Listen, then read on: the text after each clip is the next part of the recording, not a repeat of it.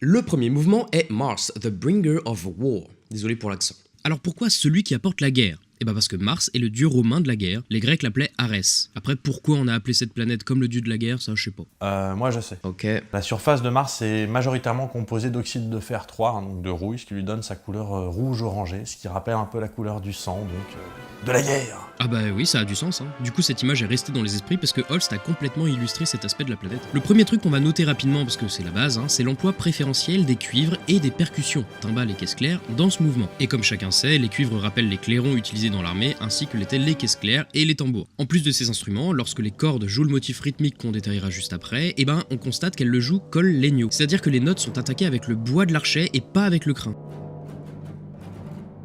Du coup, ça donne un son percussif et ça rejoint l'idée développée dans ce paragraphe. Ce qu'il est tout de suite plus intéressant de noter, c'est la division temporelle. Alors non, c'est pas tiré d'une série de science-fiction, c'est le chiffrage des mesures du morceau. Vous savez, en musique occidentale, bien souvent, nos morceaux sont en 4-4, c'est-à-dire 4 temps par mesure. Sauf qu'ici, on est en 5-4. On rajoute un temps par rapport à ce qu'on est habitué à entendre.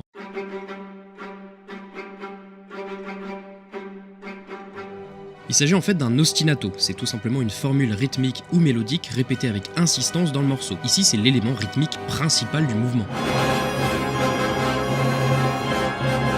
Du coup, lorsqu'on joue un rythme de ce type dans des mesures à 5 temps, on a cette impression de brutalité, car ce chiffrage impair nous paraît déstructuré. Mais c'est pas tout ce qu'on peut remarquer d'intéressant dans le morceau, hein. Non. Le motif principal ressemble à ça, écoutez.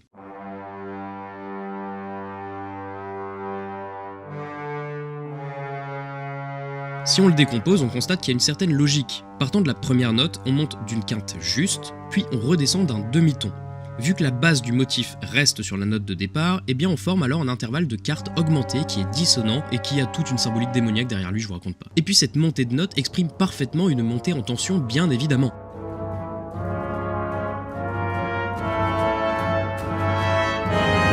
Pour terminer, je voulais pointer du doigt la toute fin du morceau.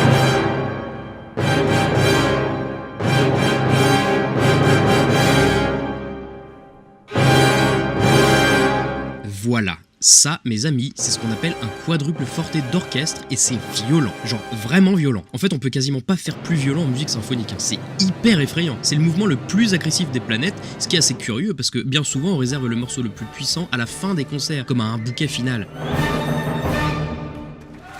En tout cas, je tiens à signaler que ce passage me rappelle étonnamment une autre musique.